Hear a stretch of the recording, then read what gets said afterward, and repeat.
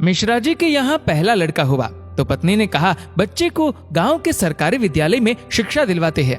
मैं सोच रही हूँ कि सरकारी विद्यालय में शिक्षा देकर उसे अच्छा नागरिक बनाऊंगी। मिश्रा जी ने पत्नी से कहा, अच्छा नागरिक बनाकर इसे भूखा मारना है क्या? मैं इसे बड़ा अफसर बनाऊंगा ताकि जिंदगी में कामयाब बने। मिश्रा जी सरकारी बैंक में मैनेजर के पद पर थे। पत्नी धार्मिक थी और इच्छा थी कि बेटा संस्कारी बने, लेकिन मिश्रा जी नहीं माने। दूसरा लड़का हुआ। पत्नी ने जिद की। मिश्रा जी इस बार भी ना माने। तीसरा लड़का हुआ। पत्नी ने फिर जिद की, लेकिन मिश्रा जी एक ही रट लगाते रहे, कहां से खाएगा, कैसे गुजारा करेगा, और इस बार भी नहीं माने। चौथा लड़का हुआ। इस बार पत्नी की जिद के आगे मिश्रा जी हार गए। अंततः उन्होंने उसे सरकारी विद्यालय में शिक्षा दीक्षा दिलवाने के लिए भेज ही दिया। अब धीरे धीरे समय का चक्र घुमा। अब वो दिन आ गया जब बच्चे अपने पैरों पे मजबूती से खड़े हो गए। पहले तीनों लड़कों ने मेहनत करके सरकारी नौकरियां हासिल कर ली। पहला डॉक्टर, दूसरा बैंक मैनेजर, तीसरा एक गवर्नमेंट कंपनी में ऑफिसर के पद पर जॉब करने लगा। एक दिन की बात है, मिश्रा जी पत्नी से बोले, अरे भाग्यवान, देखा मेरे तीनों होनहार बेटे सरकारी पदों पे लग गए ना, अच्छी कमाई भी कर रहे हैं।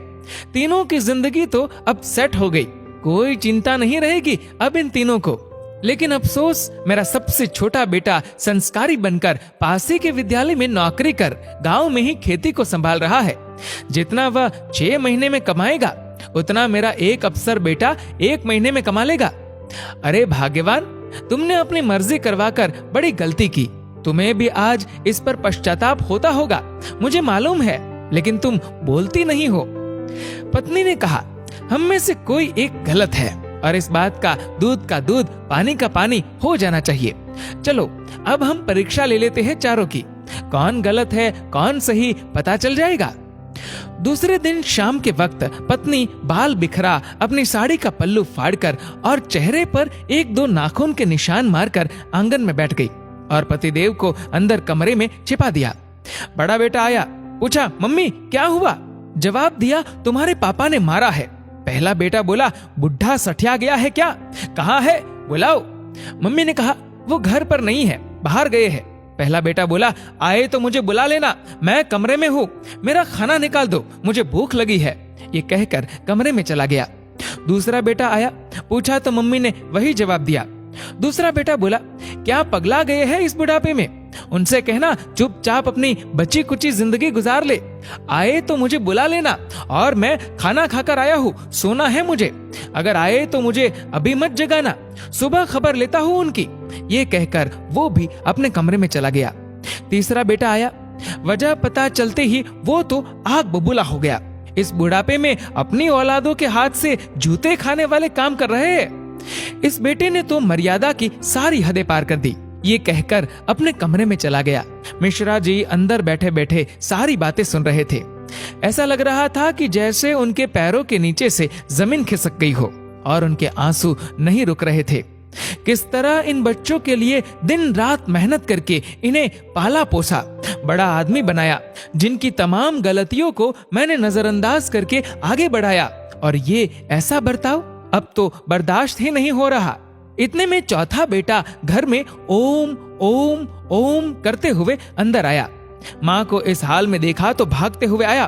पूछा तो माँ ने अब गंदे गंदे शब्दों में अपने पति को बुरा भला कहा। तो चौथे बेटे ने माँ का हाथ पकड़कर समझाया कि माँ, आप पिताश्री की अर्धांगिनी हो, वो आपके बिना अधूरे है। अगर पिताजी ने आपको कुछ कह दिया तो क्या हुआ? मैंने पिताजी को आज तक आपसे बदतमीजी से बात करते हुए नहीं देखा। वो आपसे हमेशा प्रेम से बातें करते हैं। जिन्होंने इतनी सारी खुशियां दी, आज नाराजगी से पेश आए तो क्या हुआ? हो सकता है आज उनको किसी बात को लेकर चिंता रही हो ना हो माँ, आपसे कहीं गलती जरूर हुई होगी। पिताजी आपका कितना ख्याल रखते हैं, याद है ना आपको? 6 साल पहले जब आपका स्वास्थ्य ठीक नहीं था तो पिताजी ने कितने दिनों तक आपकी सेवा की थी। वही भोजन बनाते थे, घर का सारा काम करते थे, कपड़े धोते थे।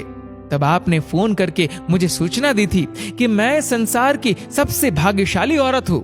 तुम्हारे पिताजी मेरा बहुत ख्याल रखते हैं। इतना सुनते ही माँ बेटे को गले लगाकर फफक फफक कर रोने लगी। मिश्रा जी आंखों में आंसू लिए सामने खड़े थे। अब बताइए, क्या कहेंगे आप मेरे फैसले पर? पत्नी ने मिश्रा जी से पूछा। मिश्रा जी ने तुरंत अपने बेटे को गले लगा लिया। मिश्रा जी की धर्म पत्नी ने कहा, यह शिक्षा इंग्लिश मीडियम स्कूलों में नहीं दी जाती। ये शिक्षा तो परिवार के व्यवहार व संस्कारों से मिलती है।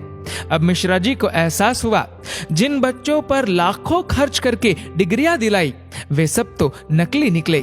जीवन का अंतिम समय कैसे व्यतीत होगा, इसका फैसला आपका धन नहीं, बल्कि आपके द्वारा किए गए व्यवहार और दिए हुए संस्कार तय करें।